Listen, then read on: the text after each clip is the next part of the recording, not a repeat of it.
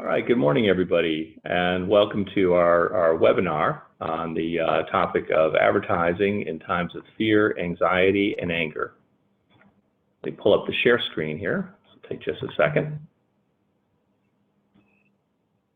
And we have muted everyone coming into the conference. You can unmute yourself if you want to ask questions. We will have a little bit of time for questioning at the end. All right. Tony, is my screen showing for you? It is. Great. All right. Your host for this webinar, myself, Frederick Barber. I am the CEO of Response AI. We are an automated market research technology company with offices in Prague, Dallas, and Tokyo. Joining me today is Tony Platt, founder and partner at Small Giant. Tony, you can introduce yourself and then we'll go from there. Okay, well, I'm the, I guess, the right brain side of this operation. I am, as Fred said, a founder of Small Giant, which is a digital advertising agency based in Los Angeles. I've been a creative director most of my life at the Martin Agency, Young and Rubicon, Arnold, Digitas, on and on and on. So been in this game for a while, much like my partner here. Excellent. So we are, as Malcolm Gladwell observed, at a tipping point in society. And I think consumers are probably more aware of this than marketers at the moment. If you look at what people really feel these days and how they interact with their world, they're obviously concerned for the health of their family. We're barraged every day with all the information on COVID and our manifest problems, particularly in the United States. The job market is a critical issue. It's not just that people are losing their job, but their jobs are disappearing. Quite literally, commercial real estate is coming to a screeching halt because people won't be going to offices anymore. I would say that 27% are concerned about making upcoming payments is probably a low number. I think 27% are concerned because they simply won't be able to make them, but everyone's worried about money these days. And a lot of people are delaying large purchases, though it's interesting because at the upper end of the scale, the wealthy people, they are making large purchases. And just as an example, a lot of people are fleeing the cities like New York, Los Angeles, Chicago, and moving out to the burbs or Martha's Vineyard or whatever and paying exorbitant prices. My son and daughter-in-law live in Greenwich in Connecticut, and they put their house on the market and got 8 offers, 6 of which were over offer in a day. And these are all people just desperate to get out of the big city. So something's going on out there. Next slide. Okay, now Fred put this in, and I don't like picking on Corona. They sort of, drew some bad cards in this pandemic with their name. But that being said, advertisers still need to sell. And if there's one overarching message I'd want to communicate today, it is in this rush to be supportive, politically correct, and not overly aggressive in light of all the things that are going on. There is a huge amount of money being wasted on advertising that simply doesn't work, and at best is glorified PSA. Next slide. This is a change from a very famous comment by John Wanamaker about half the money he spends is wasted. The reality is most of it's wasted these days. And some of that is due to what I was saying, and some of that is doing what we're going to be talking about a little later, just in terms of being smart and learning how to know what works. So I'm sure you've all seen a lot of the generic PSA ads that are just, shiny, happy people talking about standing together, we're all in this together, we're there for you, blah, blah, blah. They may sort of make you feel a little warm and fuzzy, but they don't work. People just blank out. Here's one that does work.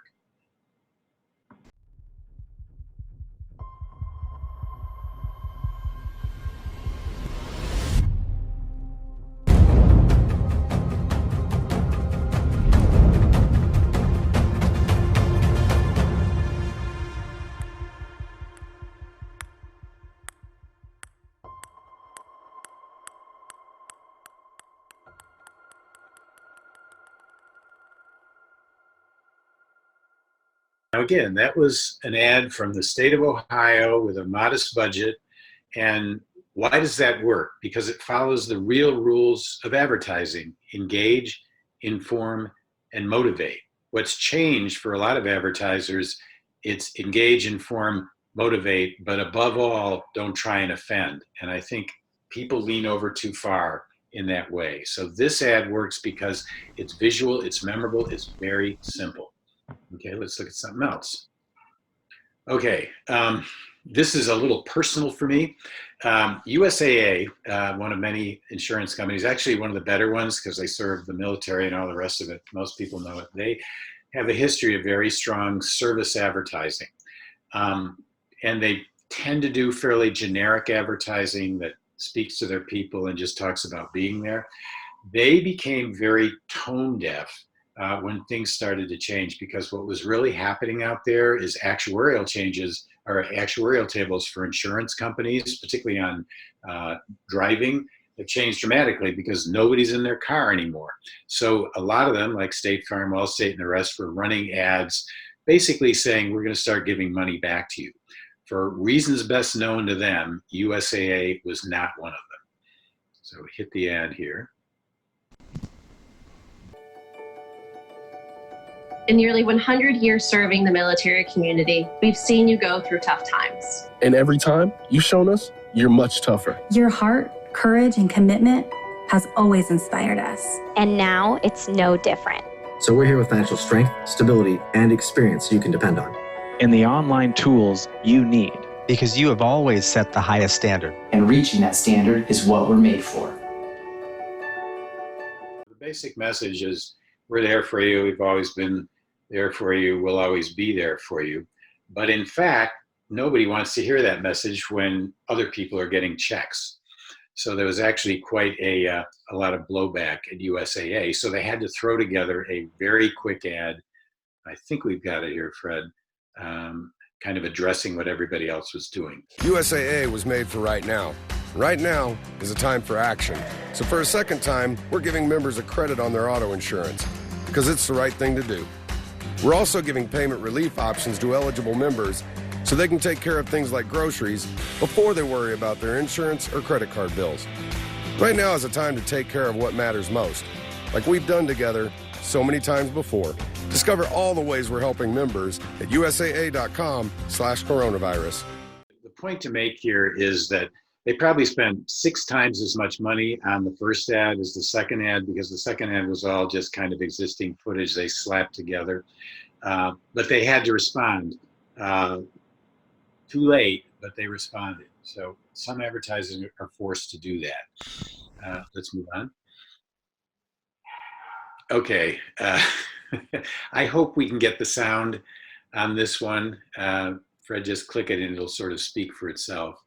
Hey, can I hold on 1 second. Sure. Okay, safe driver save 40%. Guys. Check it out. Safe drivers save 40%. Safe driver save 40%. Safe drivers save 40%. That's safe drivers save 40%. It is. That's safe drivers save 40%. It's right there. It's him. He's here. He's right here. Hi.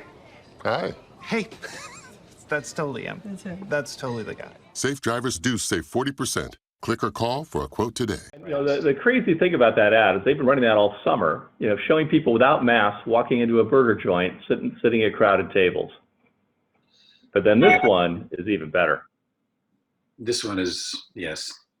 This one really speaks for itself.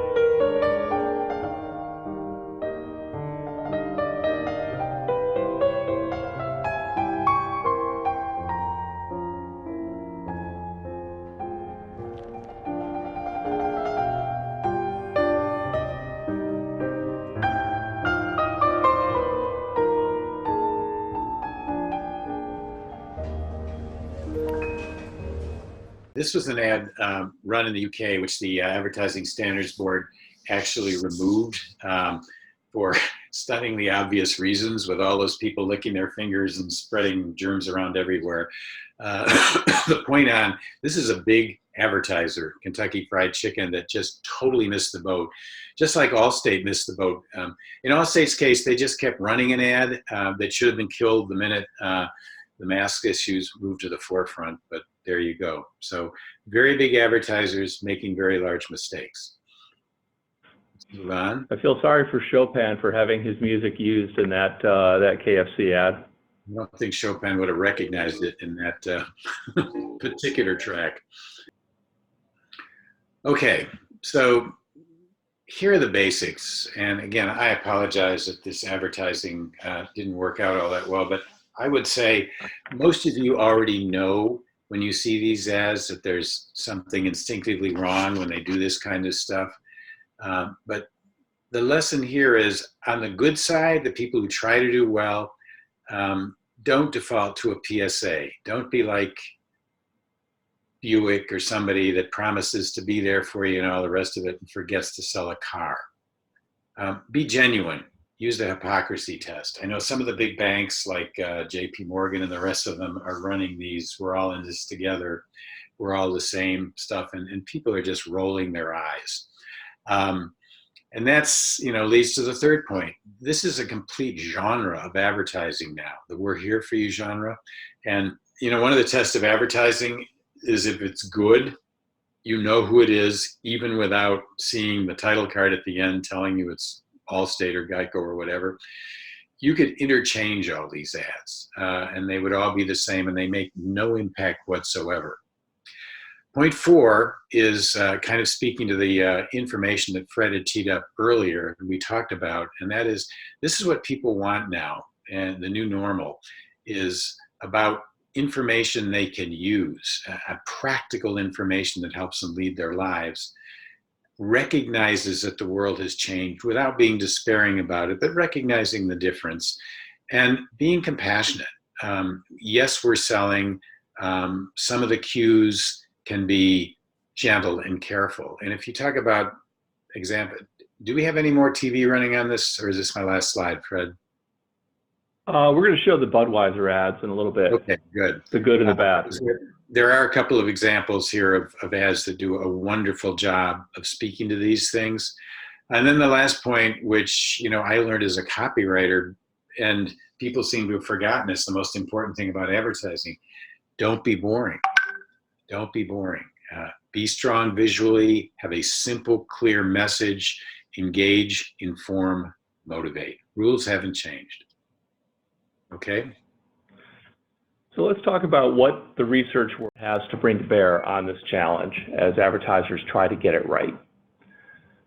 Traditionally, we had the Nielsen bases and a number of other brands that effectively do the same thing. They are designed to get ad metrics that are comparative from one campaign to the next and allow a benchmark so that as creative options are being placed in front of a target group, we can have a sense of how well this is going to play. And so the traditional metrics that have been around for decades, frankly, ask people to evaluate a new creative concept and say, hey, does this grab your attention? Is it different? Is the product innovative? Is it actually funny, or does it make you stand up and take notice?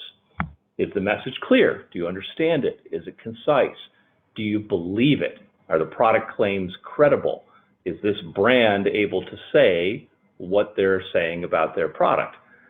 Think about when brands like Kia came into the US market. They were initially conceived as being very cheap, poorly made, falling apart. So it'd be very challenging for a brand like that to talk about luxury or quality. The brand has greatly increased to the point where model launches like the Kia Cadenza or the Kia K900, these are $50,000, $60,000 vehicles. The new Kia Telluride, 8-passenger SUV. They could not have conceived of making the types of claims for their product at that time that they can make today. Does the product fill a need? Does it achieve, a desirable feature or benefit? Does it solve a problem? Is it better than others that are in the marketplace? And does it make you like the brand more? Is it funny? Is it clever? So like I said, these are the types of metrics that have been around for longer than I've been alive. But they're not complete or sufficient for what needs to be measured today. Today we need to understand, is the ad offensive? And honestly, even before the current crises, the Black Lives Matter protests, the health pandemic crises, offensiveness is increasingly something that has to be understood.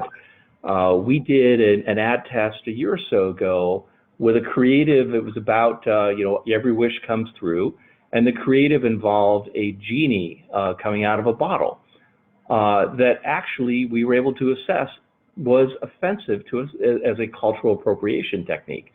Language that really wasn't even talked about or considered in advertising testing 3 or 4 years ago. Does it align with your values? From the consumer standpoint, is this brand speaking to who I am or who I want to be as a human being? Is it appropriate in light of what's going on right now? Does it make you feel this brand cares about people like you? But at the same time, as Tony pointed out from those earlier examples, it's really possible to go way too far to the other extreme of just being sentimental. An ad needs to make you want to buy something. That's ultimately our job. So research, there's a lot of work in the academic literature that for someone in Tony's background, someone in a creative background might seem second nature, but it is important that we ground ourselves in an understanding of what we know quantitatively works, okay? There's a study, 2013, Journal of Current Issues and Research in Advertising. I'm sure you all have that on your nightstand. Anyway, it was called Regulating Emotions in Advertising, Examining the Effects of Sadness and Anxiety in Hedonic Product Advertising. A hedonic product is a product that serves an emotional need for you. And it talked about emotional regulation language, so that an ad containing emotional regulation language was more likely to induce a positive response from the consumer, particularly consumers who are already saying they feel anxious or fearful, okay? So the creative is right. This is what was actually used in this study. The identical creative for a non-existent brand of ice cream. The one on the upper left talks about the quality of the ingredients. The one at the right says, add a little love. So it's talking to the fact that high quality ice cream, makes you feel loved, makes you feel cared for, creates a positive emotional response. So when you emphasize how the product makes you feel more than what it does or what it has in it, that is more likely to meet with the right type of response from the consumer when they are expressing or when they are dealing with feelings of anxiety and fear. So let's take a look at 2 Budweiser ads. This is one that launched from Anheuser-Busch right as the pandemic was starting back in March.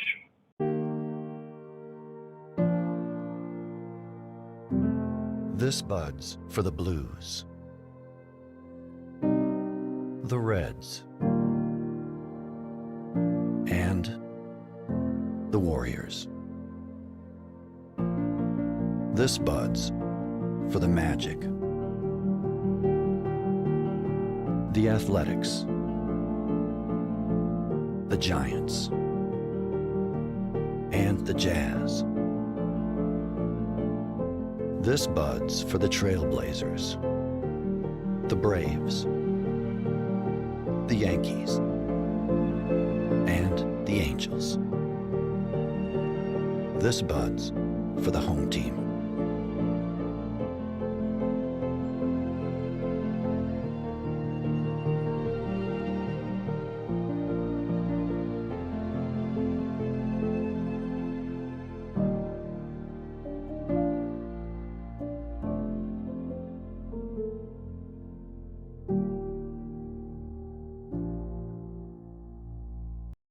If I can just jump in here on this, and it should be self-evident by now that, the essential problem with that is, if you didn't hear the guy referencing Budweiser, it's just like any other PSA type, we're all in this together ad. Now look at the difference when they actually try and have some fun with this. Hello? Hey, who? What's up? Nothing, B. In quarantine. Having a bud. What's up with you? Nothing. Quarantining, having a bud. True. What's up? What's up? Yo, who's that? Yo, pick up the phone. Hello? What's that? What's up? Yo, where's Dookie? Yo, Duke. Yo. What's up? What's that?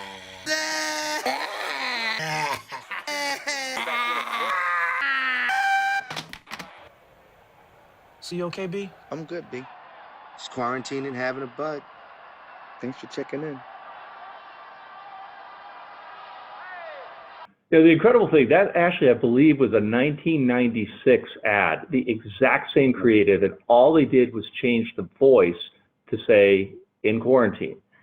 And then if I can get it, I'm going to try to skip to the very end, to the tagline. Buds, I don't know if you see that now. It says, Buds support Buds, check on yours.